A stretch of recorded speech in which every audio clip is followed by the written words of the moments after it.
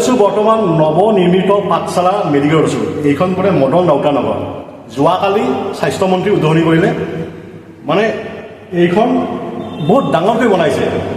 এইবাৰ কোনো ৰোগীৰ কাৰণে কোনো বেডৰ কোনো অভাৱ নাই, ডক্তৰৰ কোনো অভাৱ নাই। মানে ধুনীয়াকৈ বনাইছে।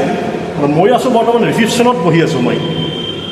আৰু এইবিলাক চেয়াৰ দেখিছে আপোনালোকে, এইবিলাক চেয়াৰ আহিছে পেচেণ্টৰ কাৰণে চেয়াৰ। পেচেণ্টবিলাকে আহি ইয়াত লিখা পঢ়া কৰিব যে কোন ডক্তৰ লাগে, কেতিয়া সময়ত আহিব বা কি অসুখ হৈছে, এইবিলাক সকলো বিতংখিনি ইয়াত লিখা পঢ়া হ'ব। আৰু বৰ্তমান নতুন যদিও ইয়াত উদ্বোধনী যোৱাকালি কৰিছে, সকলো কাম কাজ ইয়াত হোৱা নাই, কাম কাজ হ'ব। কিন্তু যিটো কেম্পাছ বনাইছে মানে বিশাল কেম্পাছ এইটো, মানে যদি আপুনি ইয়াত 10 মিনিট খোজ কাঢ়ে আপুনি শেষ কৰিব নোৱাৰে। মানে যিমান বহল ভিত্তিত বনাইছে এইটো, আৰু বেডৰ অভাৱ নাই। যিমান পেচেণ্ট আহে যদি ৰাতি থাকিব লাগে বা ইমাৰ্জেঞ্চি হয়, ইমাৰ্জেঞ্চিৰ কাৰণে কোনো ইয়াত অভাৱ নাই, ডক্তৰ এভেইলেবল হ'ব।